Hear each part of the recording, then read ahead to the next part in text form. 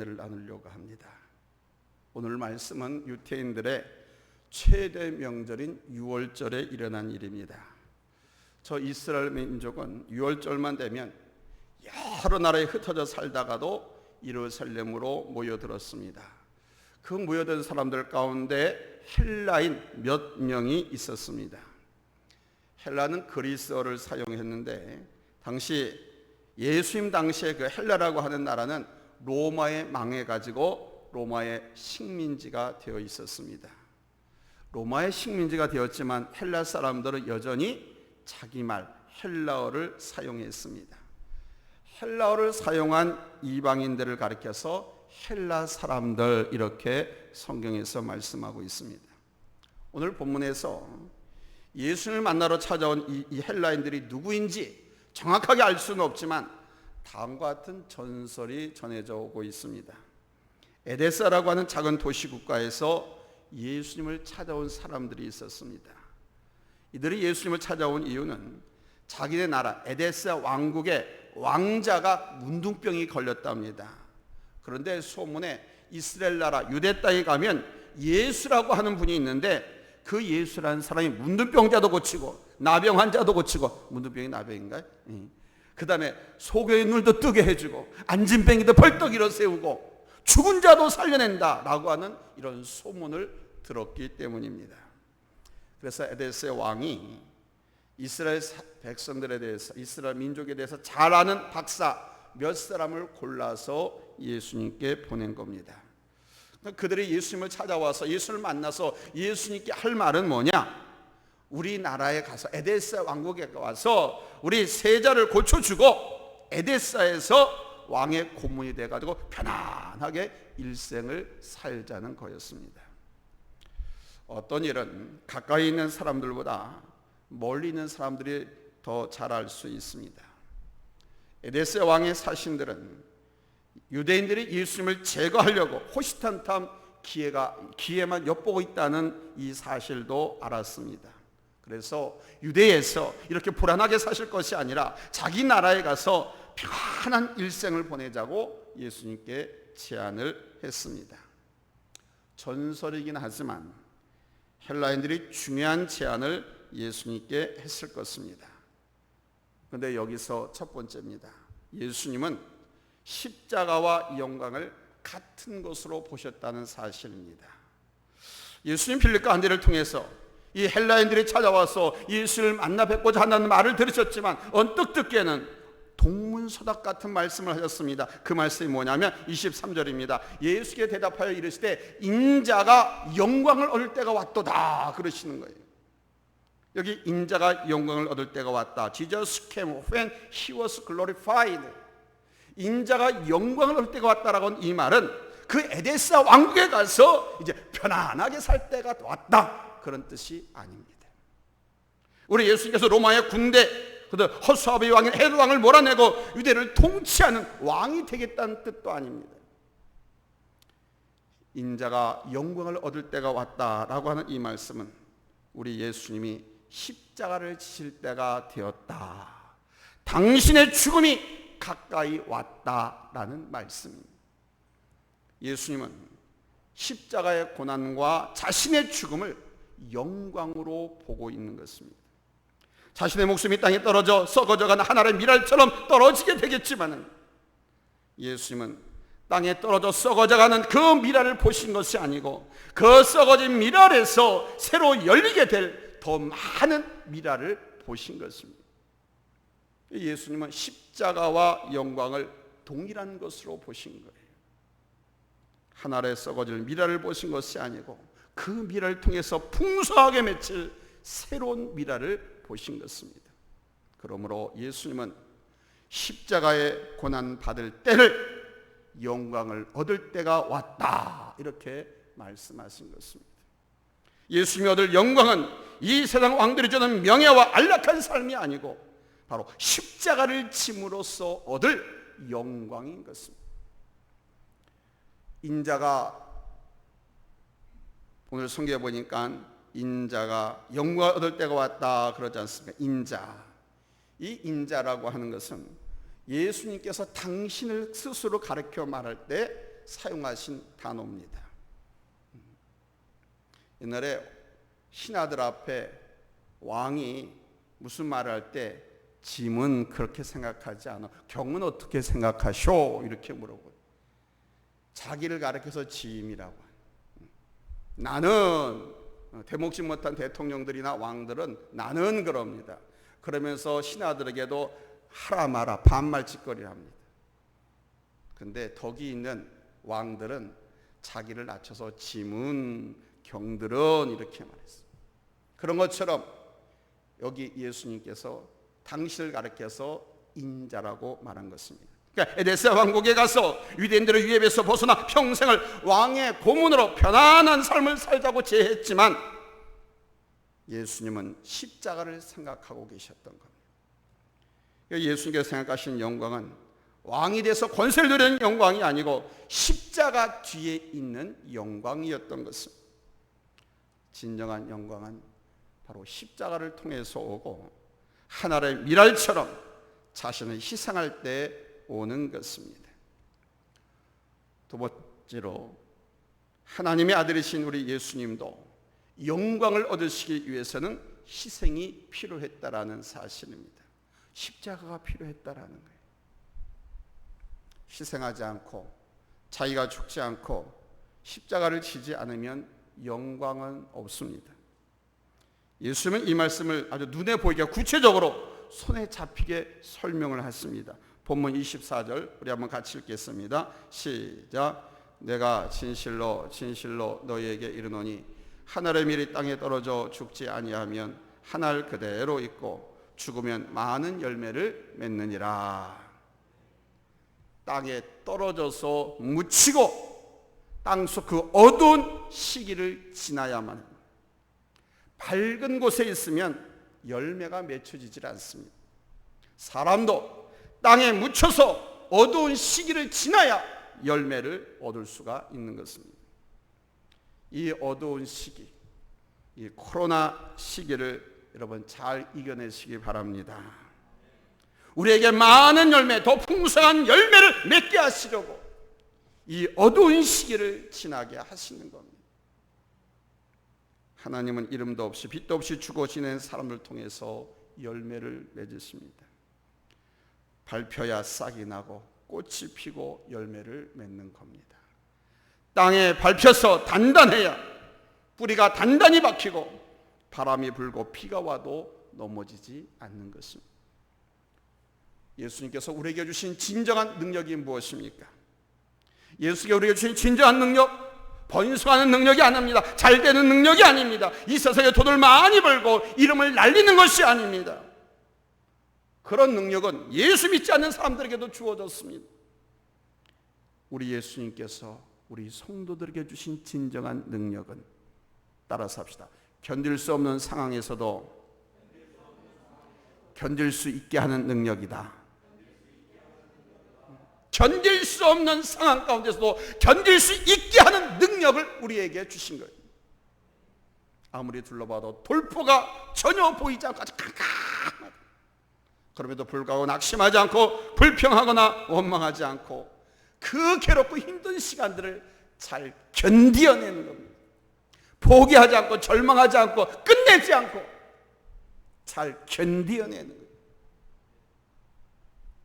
찰스 스터드라고 하는 사람이 영국 사람인데 아주 부잣집 아들로 영국의 명문대, 세계적인 명문대 캠브리지 대학을 졸업을 하고 만능 스포츠맨으로 아주 인기가 높았습니다. 그러나 그는 모든 것을 다 포기하고 중국의 선교사로 가서 15년 동안 사역을 했습니다. 그의 아버지가 죽게 되자 그 많은 재산을 상속받게 됐는데 그 많은 전 재산을 신학교와 고아원에 기증을 하고 인도로 가서 6년간 선교사로 사역을 했습니다. 그런데 건강이 아주 나빠졌습니다.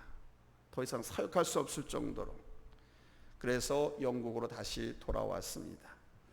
영국에서 몸을 치료하고 요양하고 있는 그때 어떤 집회에 참석을 했는데 그 집회장 교회에 들어가는 현관 입구에 이런 포스터가 써 있었어요. 그 포스터를 보고 충격을 받았습니다. Carnival await the missionary. 식인종이 선교사를 기다립니다. 식인종이 선교사를 기다립니다라고 하는 포스터를 보고 충격을 받았습니다. 이 충격을 받은 이 찰스 스터드는 이게 하나님께서 나를 부르시는구나, 하나님께서 나를 찾으시는구나, 이렇게 생각을 하고 아프리카 선교를 지원했습니다. 모든 사람들이 말렸습니다. 그 몸 갖고 어떻게 하려고? 너 얼마 하지도 못하고 죽어. 절대 안 돼. 가지마. 찰스 스터디 그 부인도 말렸습니다. 모두가 다 말렸습니다. 그러나 그는 마가복음 8장 35절 말씀, 누구든지 나와 복음을 위하여, 예수님과 복음을 위하여 제 목숨을 잃으면 구원하리라 라고 하는 이 말씀을 붙잡고 아프리카로 건너갔습니다. 한 번은 그 아프리카의 정글을 헤치고 나가는데 처음 출발할 때 29마리 당나귀를 끌고서 갔습니다. 그런데 25마리가 죽고 4마리만 살아남았습니다. 엄청난 말라리아, 엄청난 살인적인 더위, 전염병, 그 가운데서도 그는 죽지 않고 살아남았습니다. 70살이 되는 무렵까지 20년을 그 아프리카에서 선교사로 일했습니다. 그렇습니다. 하나님의 능력은 불가능한 것을 가능하게 하시고 할 수 없는 것을 할 수 있게 하는 것입니다. 땅에 떨어져 죽는 일은 내가 할 일이지만은 그 떨어진 밀알에서 싹이 나고 꽃을 피우고 열매를 맺는 것은 우리 하나님이 하실 일입니다. 하나님이 하실 일과 내가 할 일을 혼동하지 마세요. 우리 많이 착각합니다. 하나님이 할 일도 내가 하려고요. 나는 땅에 떨어져서 죽는 일까지만 하면 돼요. 근데 이게 싫거든요. 그래서 하나님이 일까, 하나님이 하는 일이 좀 멋져 보이거든요. 영광스럽고 박수갈채를 받고 사람들 앞에 막 드러나거든. 내가 할 일을 정작 해야 되는데 내가 할 일은 하기 싫어. 잊지 마십시오. 나는 땅에 떨어져서 죽는 일까지만 하고 나머지는 내 일이 아니고 하나님의 일인 것입니다. 싹이 나고 꽃이 피고 열매 맺게 하실 분은 하나님이라고 믿으시고 이 일을 내가 하나님께 맡기지 못하면 그 누구도 한 알의 밀알에 대해서 썩어질 수가 없는 것입니다. 그런데 우리는 땅에 떨어지기가 무섭게 나를 알아달라고 왜 안 알아주냐고 어리광을 피우기도 하고 땡깡을 놓기도 합니다. 땅에 떨어져서 아직 썩지도 않았는데 영광을 얻으려고 동분서주합니다.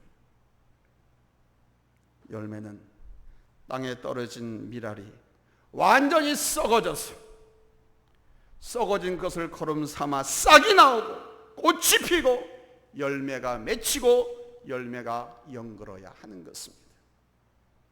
내가 할 일은 땅에 떨어져서 겸손하게 죽어지는 겁니다. 희생하는 겁니다. 손해를 감수하는 것까지입니다. 그 다음부터 싹을 피우고 꽃을 피우고 열매를 맺게 하실 분은 우리 하나님이십니다. 내가 할 일과 하나님이 할 일을 혼동하지 마십시오. 그러나 세 번째로 이 십자가의 길이 영광의 길이지만 그 길을 가는 사람에게는 두려움과 불안이 따라다닙니다. 희생하는 것이 영혼을 얻는 비결이고 죽는 것이 사는 길인 것을 알고 있어도 누구든지 희생과 죽음 앞에 맞닥뜨리면 내가 희생하려고 하고 내가 손해보려고 하고 내가 순교해야 한다고 하면 불안과 두려움에 사로잡히기만 해요.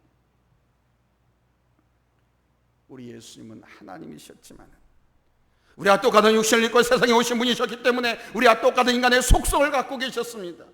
그래서 예수님조차도 하늘의 밀알이 되어서 땅에 떨어져 죽는 그 순간이 얼마나 괴로운 시간이었는지 모릅니다.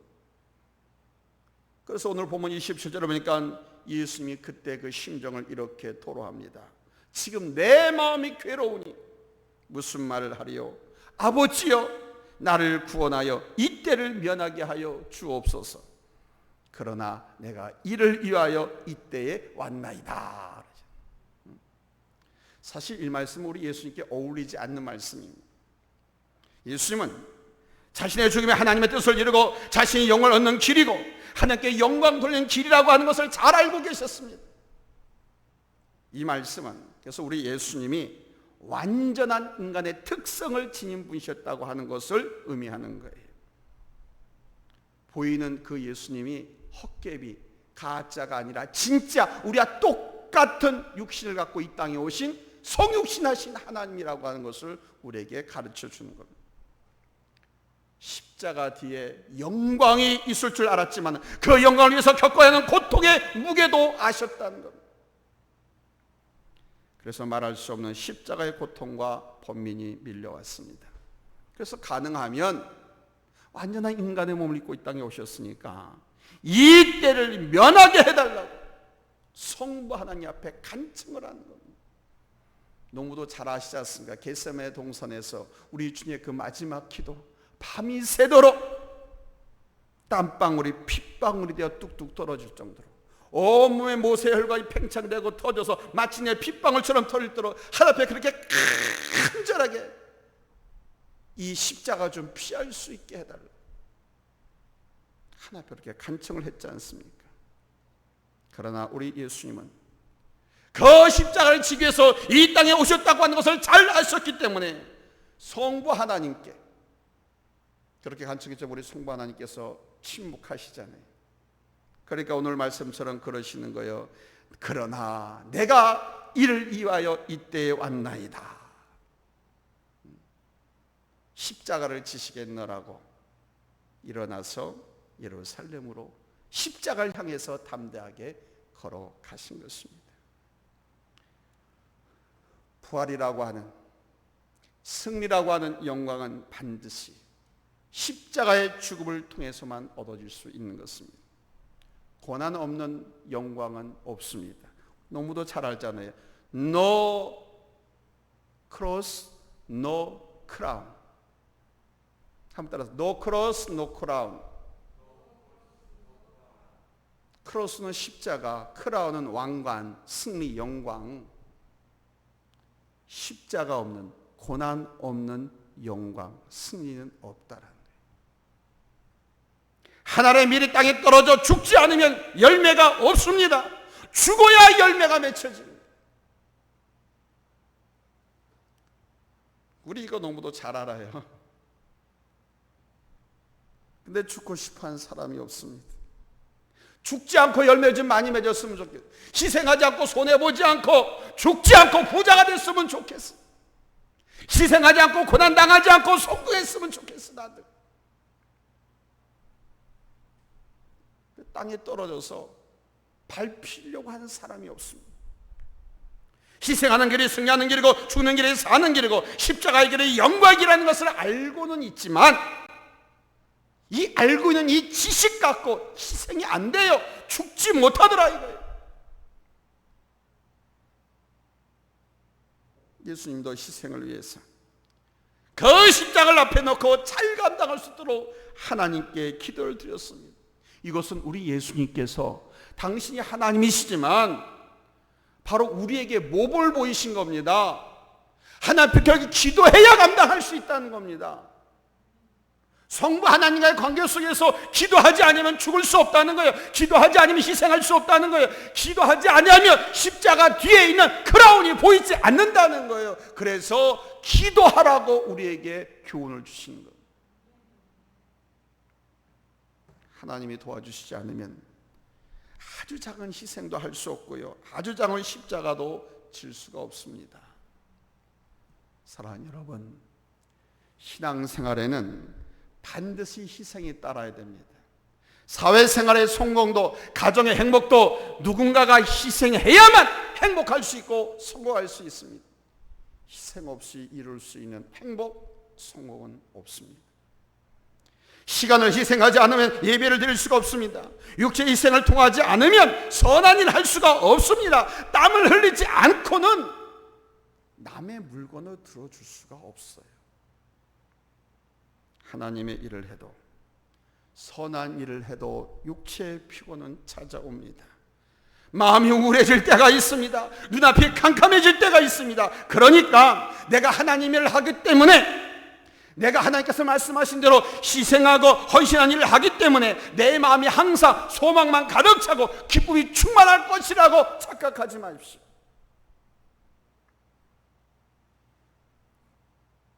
어떤 목사님들은 행복한 목회를 한다 그럽니다. 부흥회를 해도 주제가 행복한 신앙생활. 당신 아주 행복하게 한다 그래. 근데 나는 행복하지 못해. 나는 아직도 그게 이해가 안 돼. 도대체 뭐가 행복한 것인가? 헌신하고 희생하고 나를 다 포기하고 주의 길을 가는데 늘 기쁨이 충만하고 늘 성령이 충만하고 늘 소망이 넘쳐나야 되는데 그렇지가 않아요. 여러분도 오해하지 마십시오. 우리 예수님도 십자가를 앞에 놓고 마음이 아주 답답했습니다. 아니, 고통스러웠습니다. 그러나 예수님은 그 마음, 두려운 감정을 이겨내셨습니다. 이거 이겨내지 못하면 십자가를 지러 담대하게 돌아서 갈 수가 없습니다. 본문 27절 우리 한번 같이 읽을까요? 27절 다 같이 읽겠습니다. 시작.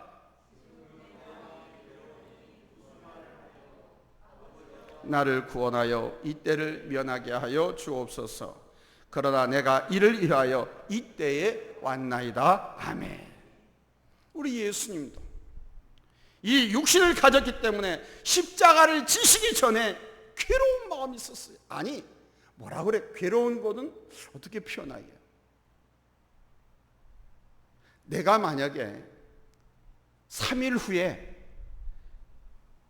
저 남대문 앞에서 사지가 찢겨서 죽는다, 정해졌다.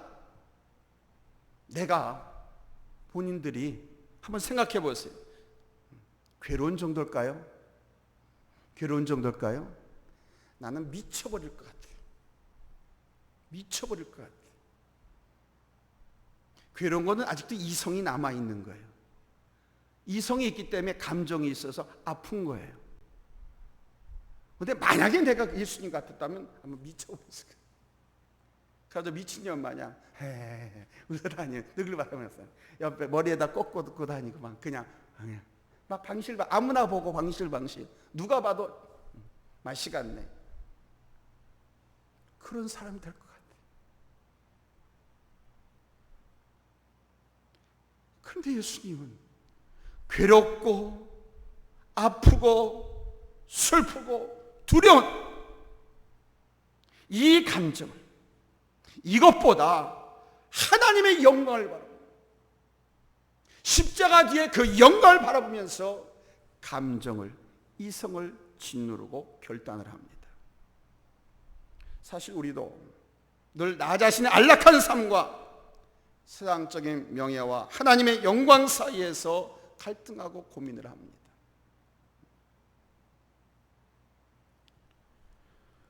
성도님들이 두 가지 선택할 일이 생겼을 때 목사를 찾아옵니다. 하나는 세상적인 부와 명예가 보장된 길이고, 하나는 우리 예수님을 따라가는 십자가의 길입니다. 이 세상적인 명예와 부, 그리고 십자가의 길, 이 두 길이 있는데 부득이 이 둘 중에 하나를 선택해야 할 때가 있습니다. 그때 목사를 찾아와서 하는 말을 들어보면 대개 이 사람들의 말은 두 가지를 동시에 다 얻을 수 있는 길이 있냐 없냐 이거를 묻는 거예요. 그리고 대개 세상적인 명예와 부를 이미 마음으로 결정해 놓고 될 수 있으면 두 가지를 다 얻을 수, 주님도 기쁘게 하고 십자가를 따라간 그 길을 같이 선택할 수 있는 방법이 없을까? 목사가 좀 세상적인 방법으로 좀 어드바이스 좀 해주기를 바라는 그런 마음으로 찾아옵니다. 그러면 일반 세상 상담학에서는 두 가지 길을 가르쳐 줍니다. 그러나 우리 기독교 상담학에서는 그렇게 안 합니다. 오직 성경적인 방법만 가르칩니다. 오직 예수님의 마음만 가르칩니다. No cross, no crown. 두 가지를 다 얻을 수 있는 방법은 없습니다. 세상적인 부와 안락한 삶을 선택하면 하나님께 영광을 돌릴 수가 없습니다. 하나님께 영광을 돌리기 위해서는, 내가 십자가를 따르는 하나님의 예수님의 제자가 되기 위해서는 세상적인 부와 안락한 삶을 포기하셔야 됩니다.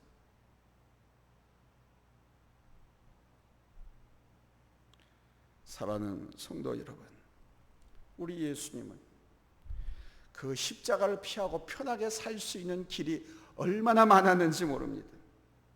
유대 외 다른 나라로 도망만 가면 유대인들이 거기까지 쫓아와서 예수님을 잡아갈 수도 없습니다. 잡아가려고 하지도 않을 겁니다. 그런데 우리 예수님은 하나님의 영광을 위해서 결단을 내렸습니다. 아버지요, 아버지의 이름을 영광스럽게 하옵소서 하시니, 이에 하늘에서 소리가 나서 이르되 내가 이미 영광스럽게 하였고 또다시 영광스럽게 하리라 하시니 그랬습니다. 우리 주님이 가신 그 십자가의 길을 가게 되면 우리 주님이 얻은 영광도 얻게 될 줄로 믿습니다. 십자가의 길은 영광의 길입니다. 아멘. No cross, no crown. The way of the cross is the way of glory. 십자가의 길을 갑시다. 십자가의 길을 가려고 예수 믿은 거 아닙니까? 그 길을 가야 주님 계신 저 천국에 갈 수 있습니다.